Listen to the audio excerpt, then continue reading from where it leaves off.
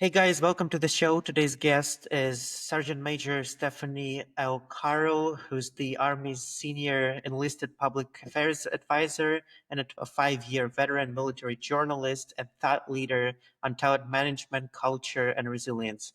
Welcome to the show. Thanks so much for having me today, Danny. I really appreciate it. Absolutely. I'll let you give a little introduction before we dive into the conversation. Sure. So as mentioned, Stephanie Carl, I am the Sergeant Major for Army Public Affairs. I've been doing this actually going on 27 years now in the Army, public affairs the whole time. And I am finishing up my 4th year in this position, and I'm actually getting ready to transition into retirement.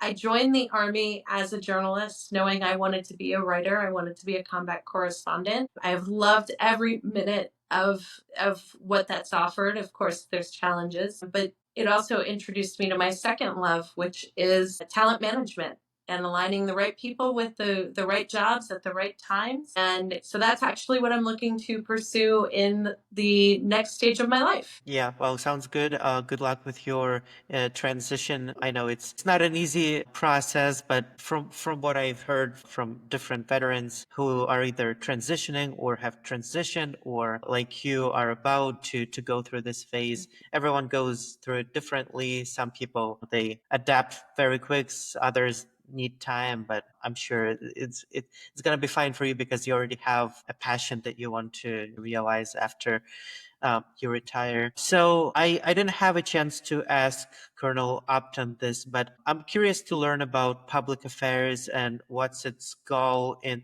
the Army. From what I understand, and correct me if I'm wrong, it's almost like the way Army communicates with the public, with the media, and it's almost like a middle ground, but obviously it's part of the Army. But I'll let you give a better way to explain it. Yeah, so actually public affairs fulfills a really important role. So Title 10, which is the federal law that actually directed the establishment of military public affairs, really created us with the idea of informing and educating the American people. So that's actually our role, is to inform the American people, the taxpayers, which is who funds us, to help them understand what it is we do and where their dollars are going, quite frankly. So it's about trust. That's really where public affairs exists. And I think there's a lot of people out there who have this misperception that Army public affairs or military public affairs is psychological operations.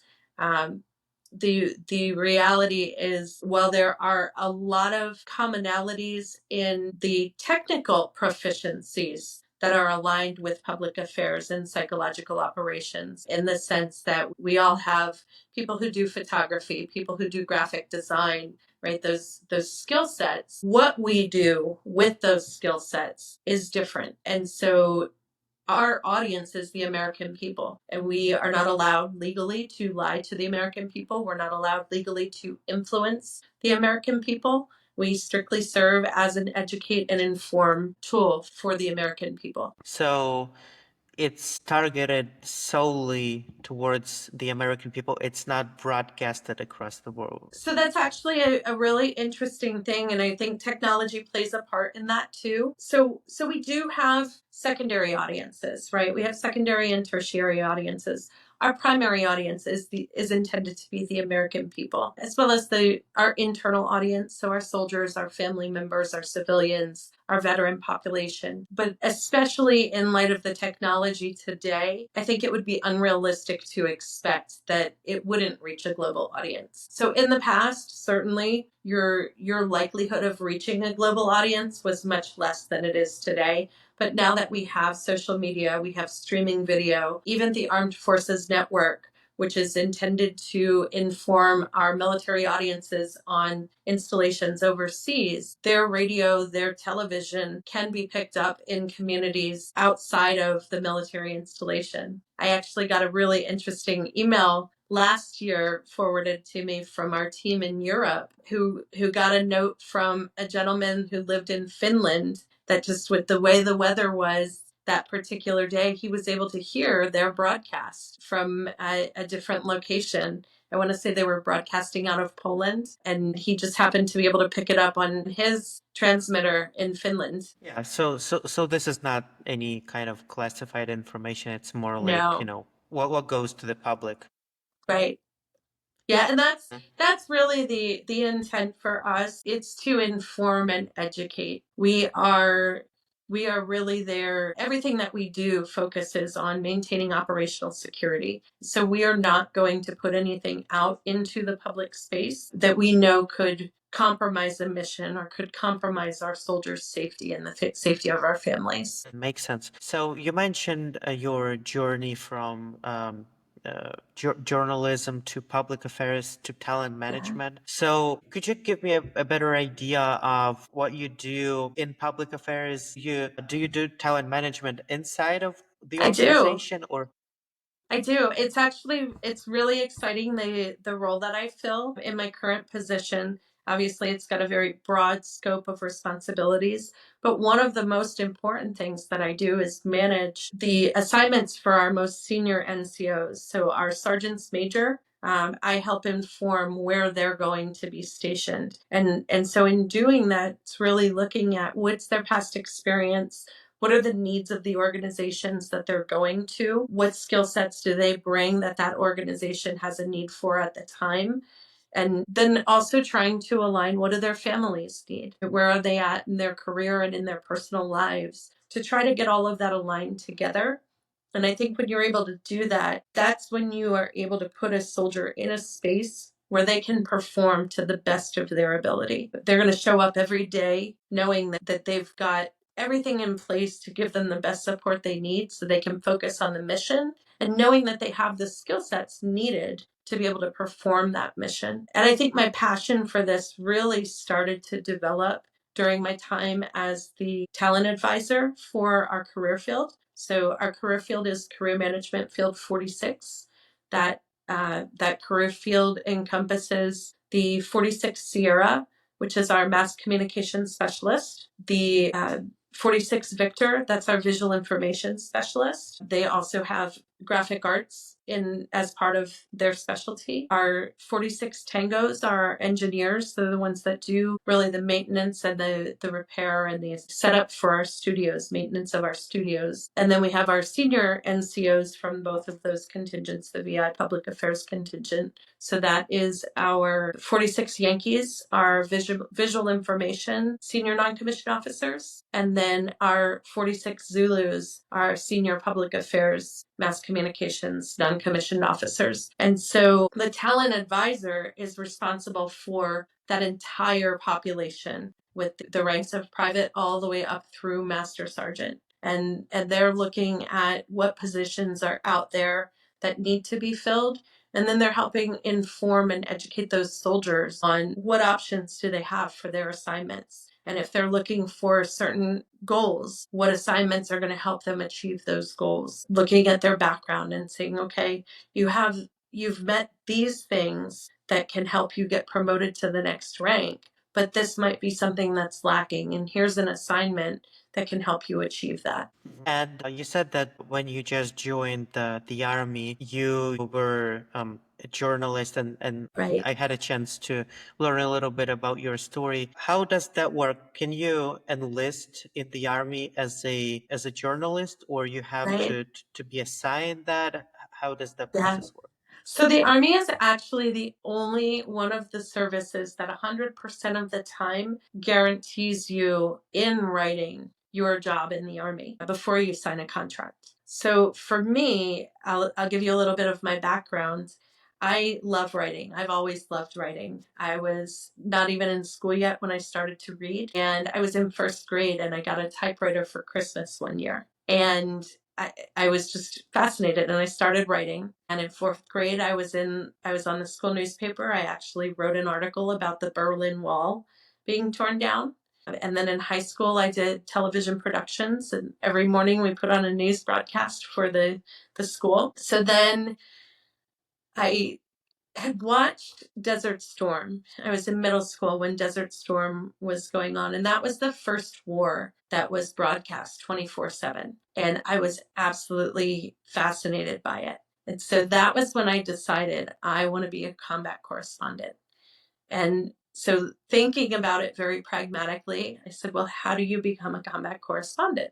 Well, I guess you have to know something about combat. Well, where do you learn about combat? Well, I guess I should join the military. And it didn't really seem that far fetched to me because my father had served in the military. My grandfather had served in the military. I had great uncles who had served in the military. So while I didn't grow up in a military household, I had it in close enough proximity to me that I was aware of it as an option. I didn't know, however, that doing journalism in the military was an option until I met my recruiter. And so at the time I was working at McDonald's, and one of my coworkers had been in the Army, and she served in Desert Storm. And her recruiter was actually, or I'm sorry, one of her coworkers when she was in Desert Storm was now a recruiter not far from where I was in Florida at the time. And he ended up recruiting her husband into the Army. And so through that, I got introduced to him. And so he ended up recruiting me as well. And he was wonderful. I could not have asked for a better recruiter. He actually retired a few years ago, and he still works for the Army up in Alaska today. So when I started talking with him, he had me take my practice test for the ASVAB. And once we did that, he said, okay, you're going to go take your ASVAB now. And as long as you do as well as you did on your practice test, you can sign up for any job that's open to women. And so he had me pick a list of all the jobs that were open to women in the Army at the time and pick out 5 jobs that I was interested in.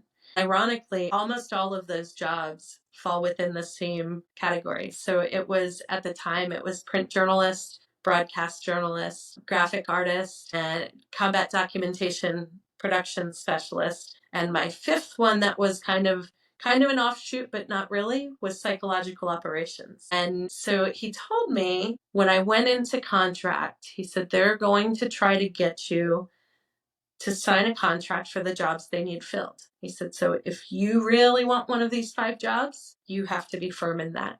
And so that's what I did. I went in, and the contracting officer at MEPS said, yeah, we don't have that. And they tried to convince me to be a Black Hawk mechanic, which, come to find out later, I probably would have loved that job too, because I love to fly. But I said no. So nope, you don't have one of the jobs I want. I'm not signing a contract. And so they sent me out to the waiting room, and they said, well, let me see what we can do.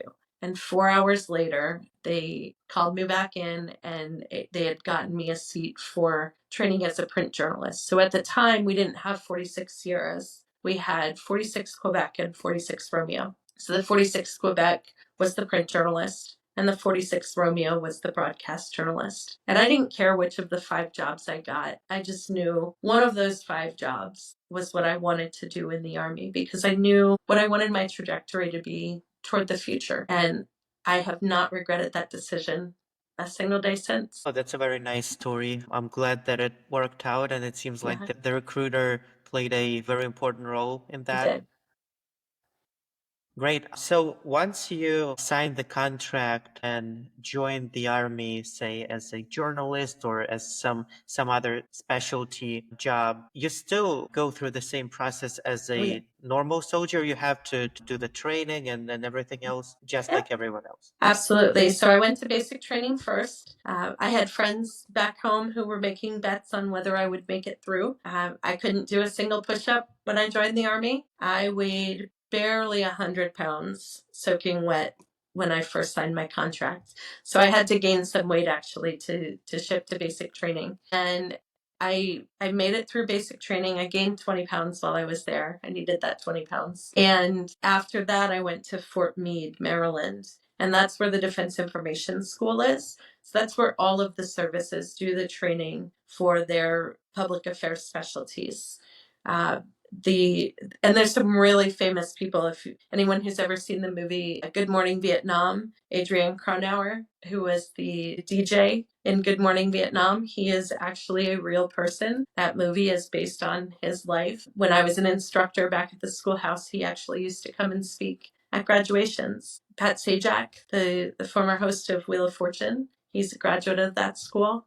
So went through all of my training, and then I got stationed at Fort Stewart, Georgia. So once you finish your basic training and you go through the school related to the job you'll be doing, after that point you're basically focused on whatever job you have. You don't Right. you don't jump between different, specialties. You stick to whatever was signed in the contract. For active duty, absolutely. That changes a little bit for the Reserve and National Guard soldiers. They've got a little bit more flexibility in what happens with them, just based off of where they live, the units they're in, things like that. But for active duty, yes, once you complete all of your mandatory training, you'll go to your first unit, and you are there to do the job that you joined the Army to do. And do you want to share some of the stories of your, on the field, boots on the ground journalism that you did in your career?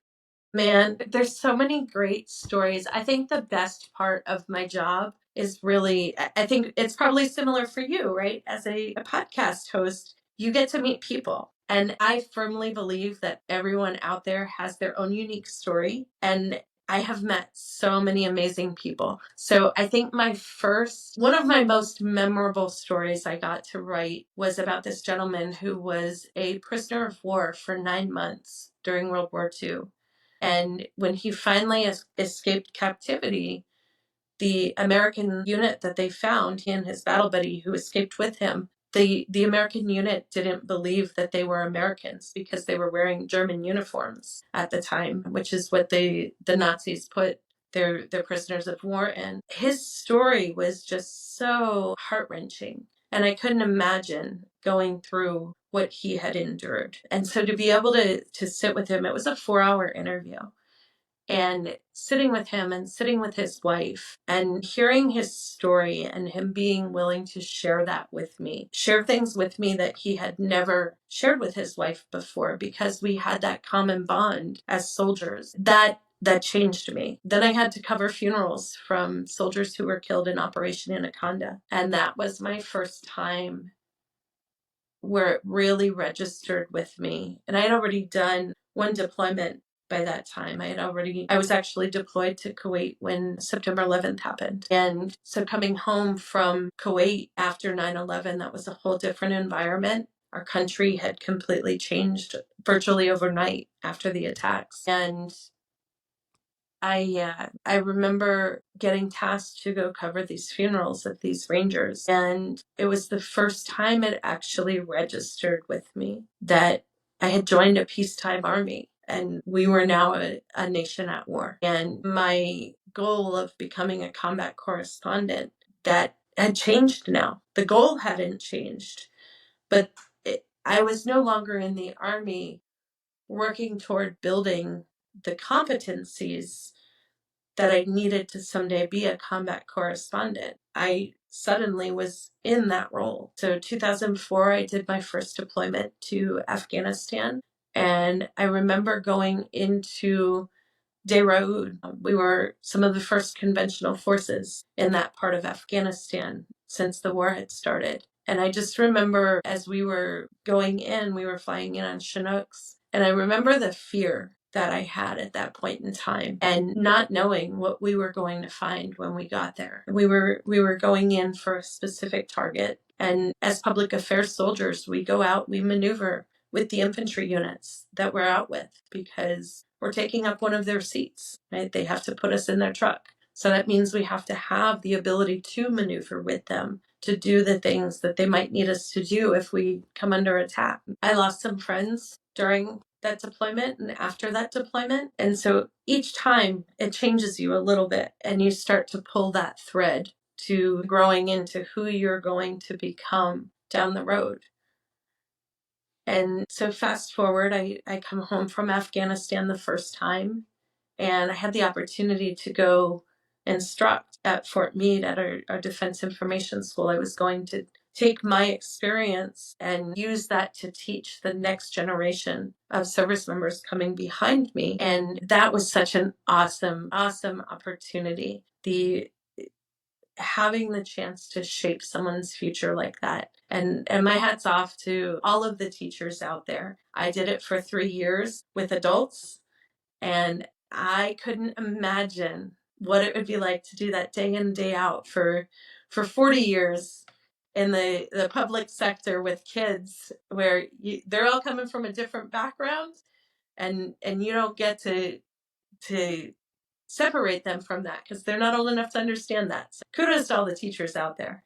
So fast forward, finished up in at Fort Meade as an instructor, and I got to go work at Camp Smith in Hawaii. This was my second tour in Hawaii, and different perspective. I was working at a combatant command as a senior editor, and I started to see the strategic end of what we do as a military, and started to get the opportunity to learn a little bit more about the National Defense Strategy, how all of those strategic documents, really the National Security Strategy, how all of that ties in. And again, times today are different than they were during World War I, World War II. We have a global economy. We have a global network.